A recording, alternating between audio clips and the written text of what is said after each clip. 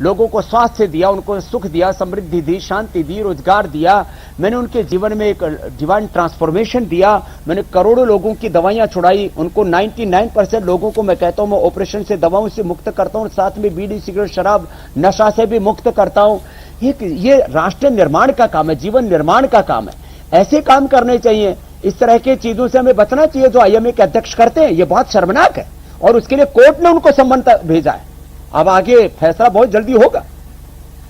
बाबा रामदेव, क्या आपको लगता है ये पूरी लड़ाई जो है अब ये आयुर्वेद बनाम एलोपैथी की हो गई है, जिसमें दोनों विज्ञान है अपने अपने तरीके के, दोनों का सम्मान है, लेकिन इस लड़ाई को शुरू आपने करा है। आरोप आप पे ये है, अगर मैं आरोप की बात करूं तो आरोप ये है कि बाबा रामदेव ने इस जंग को शुरू करा और आईएमए कह रहा है अब खत्म हम करेंगे इसको।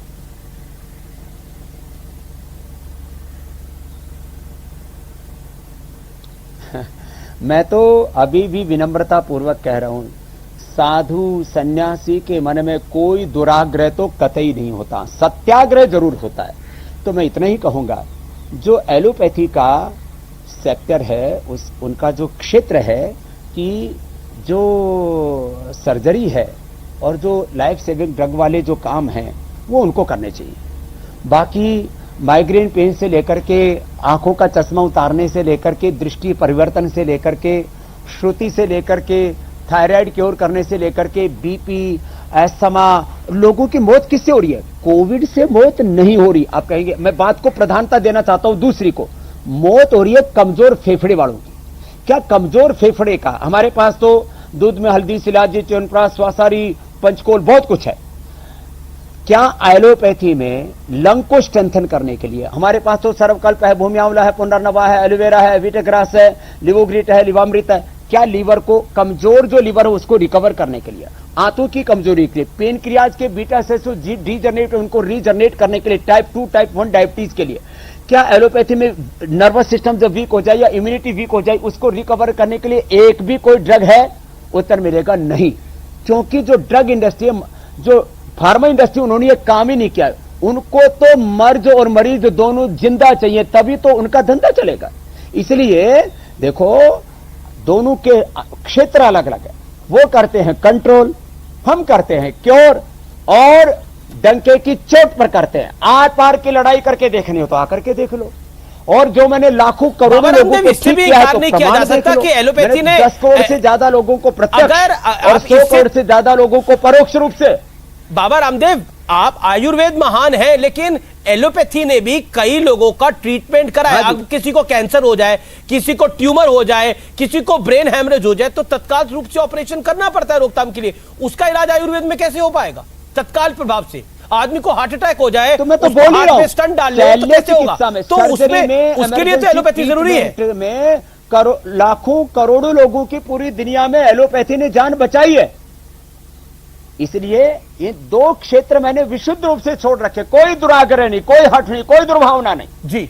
तो ऐसे उनको भी तो दुर्भावना नहीं रखनी चाहिए। आयुर्वेद का, योग का, नेचुरोपैथी का, जो हमारे सनातन संस्कृति के आधारभूत तत्व, उनका उनको भी तो सम्मान करना चाहिए ना।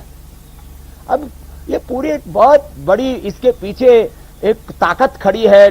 मैंने कहा ना, एक पूरी फार्मा इंडस्ट्री है, ड्रग माफिया पूरी दुनिया के अंदर भाई 200 लाख करोड़ का इनका कारोबार है। का षड्यंत्र हो सकता है। पसंद है कि नीम गिलो तुलसी से लोग स्वस्थ हो जाए, फूंक मार करके भस्त्रिका, कपालभाति, अनुलोम विलोम करके लोग ठीक हो जाए। बाबा, आईएमए का षड्यंत्र हो सकता है, आईएमए की दुर्भावना हो सकती है। आपके मन में वो नहीं था लेकिन आपने बोल दिया। लेकिन डॉक्टर हर्षवर्धन ने जो आपको चिट्ठी लिखी, उस चिट्ठी में भी उन्होंने काफी चीजों को क्लैरिटी के साथ लिखा, जिसमें उन्होंने क्लियरली बोला कि कुल मिलाकर आधुनिक चिकित्सा पद्धति एलोपैथी के डॉक्टर वो रह चुके हैं और स्वास्थ्य मंत्रालय के प्रमुख हैं। उन्होंने कहा कि जो डॉक्टर हर्षवर्धन ने बोला, उन्होंने भी आपको आपके बयान पर खेद जताने के लिए कहा। आप इसको कैसे लेते हैं? Doctor Harshvardhan, health minister of India. तो मैंने खेद जता दिया।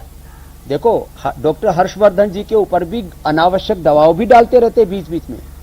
ये तो माने इन्हीं आईएमए के डॉक्टर्स ने कोरोना को कुंभ से जोड़ करके कहा कि Kumbh is the biggest spreader of corona.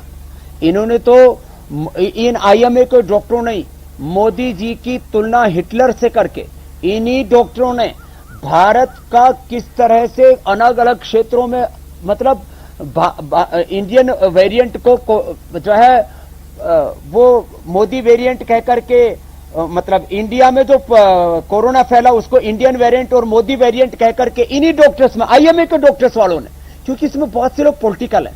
और मैं एक बात कहता हूं, माना कि मैंने भी एक वक्त सत्ता और व्यवस्था परिवर्तन के लिए जन जागरण किया था, आप साक्षी रहे उस बात के, लेकिन मैं एक बात कहता हूं, मैं आज राजनीतिक रूप से न पक्ष में न विपक्ष में निष्पक्ष हूं।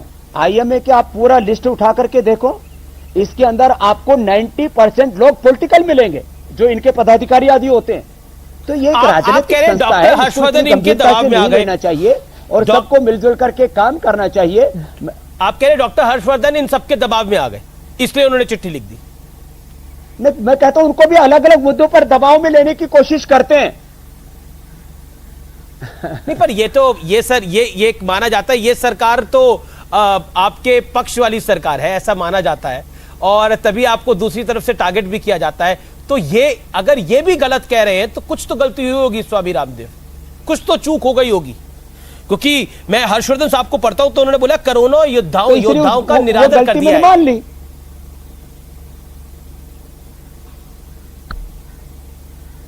नहीं देखो, दरअसल क्या है, वो पूरी बात एक लाइन मेरा बयान निकाल दिया ना, उससे दिक्कत होगी। और मैंने कोई ऑफिशियल बयान नहीं दिया था, कार्यकर्ताओं के बीच में ऐसे बैठ करके बोल रहा था, किसी ने उसको फेसबुक लाइव कर दिया। तो ऐसे कोई मेरा ऑफिशियल बयान था नहीं, मेरी मंशा थी नहीं। आज मैं पुनः कह रहा हूं, अभी भी मेरे मन में कोई निरादर नहीं है, और मैं वापस कह रहा हूं, देखो दुनिया में सबसे बड़ा मुद्दा है स्वास्थ्य का। स्वास्थ्य है तो संसार है, जान है तो जहान है, बाकी तो सब शमशान है। इसलिए जान को बचाने के लिए हमको योग को, आयुर्वेद को, नेचुरोपैथी को, जो हमारे सात्विक आध्यात्मिक अहिंसक जीवन पद्धति उसको अडॉप्ट करना चाहिए। जहां जरूरत है एलोपैथी से भी मदद लेनी चाहिए। घृणा तो हम अपने शत्रु से भी नहीं करते, एलोपैथी से घृणा करने का तो कोई प्रश्न ही नहीं है। लेकिन प्रश्न यह है कि योग, आयुर्वेद और नेचुरोपैथी से, वैदिक संस्कृति से कुछ लोग घृणा क्यों करते हैं? आप अभी गूगल कीजिए और आईएमए और आयुर्वेद निकाल के दीजिए, वो हमको सूडो साइंस क्यों कहते हैं? वो अपने पूर्वजों की ज्ञान परंपरा का अपमान क्यों करते हैं? जब हमारे पूर्वजों ने, महर्षि चरक, धर्मंत्री गौतम कराद, जैमिनी, पाणिनि, पतंजलि ने, हमारे पूर्वजों ने जो हमें ज्ञान की विरासत दी, भगवान बुद्ध, भगवान महावीर, गुरु नानक देव ने, जो हमारे 4 वेदों ने, 11 उपनिषदों ने, सांख्य, योग, न्याय, वैशेषिक, वेदांत, मीमांसा, दर्शन ने, आखिर उस ज्ञान परंपरा का आप तो कम से कम अनादर मत कीजिए। चाइना अपने ज्ञान परंपरा का अनादर नहीं करता, और मैं तो सभी पूर्वजों को समान रूप से सम्मान देता हूं। मैं तो कन्फ्यूशियस को भी और चाणक्य को भी, मैं तो आइंस्टीन और न्यूटन को भी। अब जैसे ये हमारे जो पदार्थ विज्ञान को मानने वाले, जो ऊर्जा के सिद्धांत को मानते ही नहीं, केवल जब शरीर को एक यंत्र मान करके, एक इंस्ट्रूमेंट मान करके, एक मशीन की तरह इसके ऊपर काम करना चाहते हैं, ये है इनकी बाबा रामदेव। क्योंकि आप आज जन अदालत में क्या होने चाहिए, मैं न्यूटन के साथ आइंस्टीन को भी मानता हूं, मैं डार्विन के साथ में लेमार्क को भी मानता हूं।